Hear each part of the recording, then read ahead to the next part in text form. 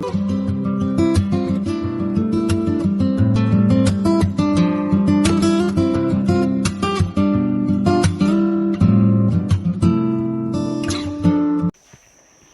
you have any person in your house who is on the bed, this video is for you. There can be any cause for a person to be on the bed. The person may have met with an accident recently and is on the bed because of multiple injuries, may have some form of cancer which has caused this bedridden state, may have paralysis or had head injury or is in coma, due to which patient is on the bed. Whatever may be the reason, staying on bed for a longer period of time has many harmful effects on the body, and in this video we are going to discuss what are the harmful things that may cause or that can cause to a person who is on the bed for a longer period of time. In subsequent video we will discuss that what are the remedies that we can do so that patient is as functional and as healthy as possible with the current condition. Human body is made in such a way that we have to maintain, or we maintain 16 hours of upright position and 8 to 9 hours of sleeping position. So any alteration in these hours of our day of 24 hours causes many harmful effects on the body. So on an average, 16 hours of upright posture is what our body wants, and 8 to 9 hours of lying down or sleeping position that our body wants. So let us discuss the system specific effects of being on bed for a longer period of time. So there are many systems in our body. They are working unitedly to keep this body functional, and all the systems suffer when this ratio or this time duration of being upright and lying on the bed is altered.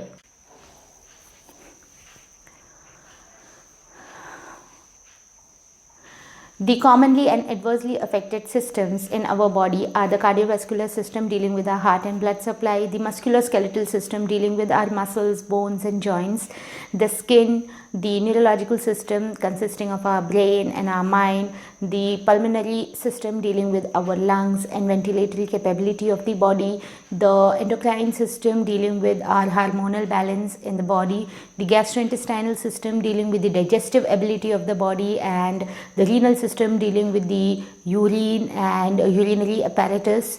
So these are some of the common systems that get affected when a person lies on the bed for a longer period of time.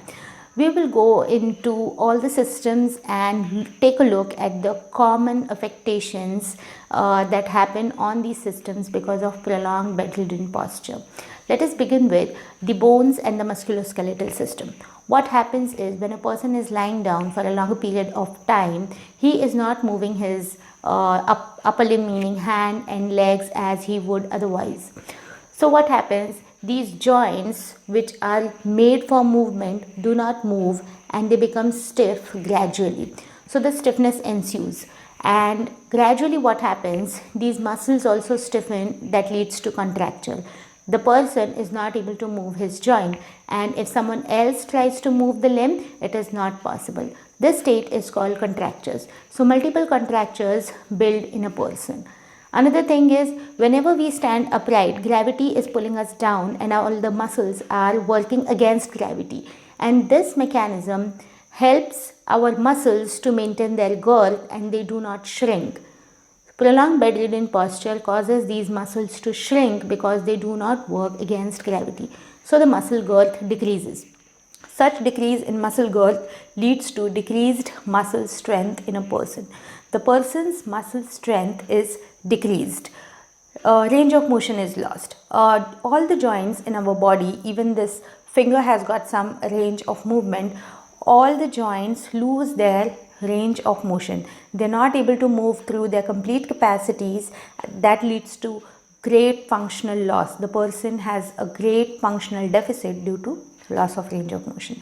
So this was in short about what happens to our muscles and bones when a person is on the bed for a longer period of time.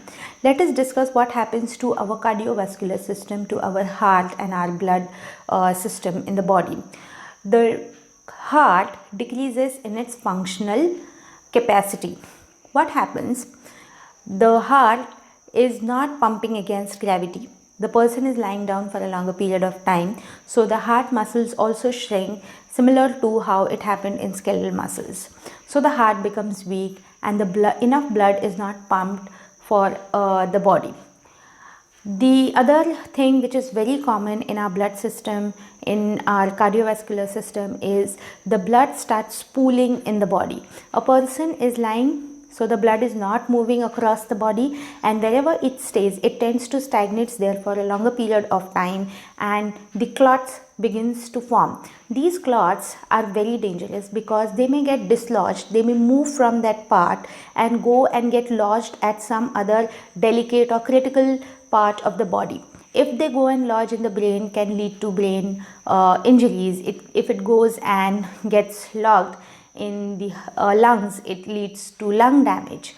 So this whole process is called thromboembolism. It is called embolus formation, and DVT is when it causes in the veins, in the venous system of our body. So this is what happens to our cardiovascular system when a person is on the bed for a very long time. This was in short. If we go into great depths, there is a lot that we can discuss, but this much is enough for us to understand that our heart is suffering if a person is on bedridden state for a long period of time. Let us go on pulmonary system, or our lung system in the body. Lungs are used for breathing in, breathing out, and for distributing oxygen across our body. So when we are lying in the supine position, the lung volume decreases. The capacity of lung to extract oxygen from external surroundings decreases, and hence the body feels more weak and more debilitated, and body gets fatigued very easily. So the lung suffers a great deal when a person is lying in supine or in bedridden position. And there is a tightness in chest wall. The breathing rate of the lungs, it gets very slower.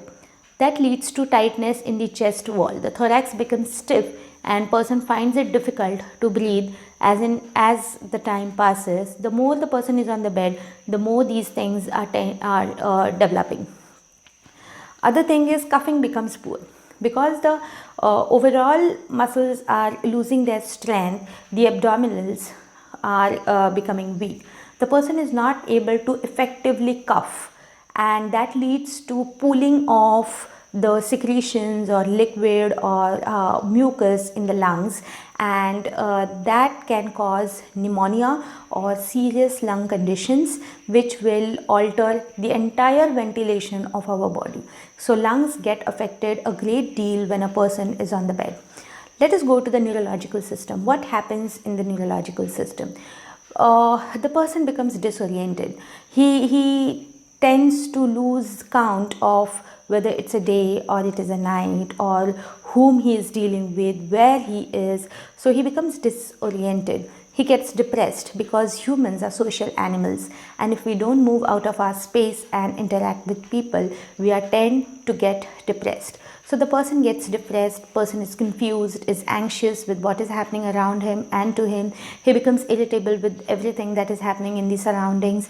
There are sleep disturbances. Due to prolonged bedridden position, he will lose his normal sleep-wake cycle, which keeps him awake in the day and makes him sleep in the night.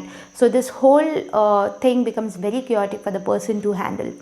Now let us go to skin. Skin is one of the most obviously visible system of our body.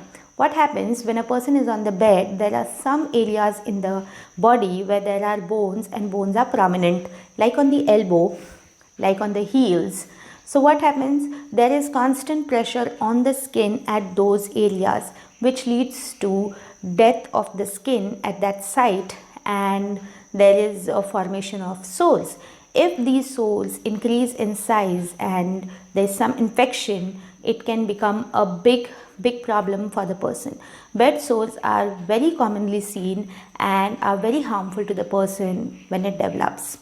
So this is how the skin gets affected. Let us now talk about gastrointestinal system, or our digestive system. It is only through the upright position and through our movement that we are able to digest whatever we eat efficiently. When we are in the lying down position, the peristaltic movement or the movement of the smooth muscles in our gastrointestinal system, that peristalsis gets affected. The food is not mobilized properly in our digestive system. What happens? Person gets constipated. There are chances that the stool will get hardened inside the system and he may require serious medical intervention. The person's appetite drops, the person is not taking enough of fluid, and this leads to many problems in emptying the bladder. The person is not able to pass stool. Digestive system therefore suffers and nutritional intake therefore decreases in the person. Let us now go on to the renal system, that is our urinary system of the body. What happens when a person is on the bed for a longer period of time? When a person is lying down, the fluid or the urine in the ureter is not moving. It also remains at that position like blood did in our vascular system. So what happens? The organism starts growing, and if it stays inside human body for a longer period of time, it leads to urinary tract infections. There can be possibilities of renal calculi or urinary calculi formation in the body. Calculi meaning renal stones. So stone formation is commonly seen, infections of urinary tract is seen. A general well-being of the person is affected. So these are the common effects of bedridden position for a person. We will talk about the intervention and how we can manage. When it comes to comatose patient, a person who is in coma or a person who is not able to respond to external surroundings for whatever reason, the person gets suffocated. He suffocates, and that is again causing deleterious effects on the body. So how you can mobilize the person, what should be your approach, and what is the best thing that you can do for the person apart from nursing and apart from what doctors are doing, we will discuss these things in our next video. This video was all about what you would see in the body of a person who is on the bed in the longer period of time, for the longer period of time. So this video will help you to understand that person, and you may feel or you may understand that he needs help, and there is nothing like the person is lazy, not willing to do anything or stuff. The endocrine system or the hormonal system of our body releases hormones which causes depression, which does not keep the person active, and that is the reason why the person may not appear cooperative. The person may not like to initiate certain behaviors which are expected by the family. So let us understand our person who is on the bed and try to heal him in the best possible way. Thank you.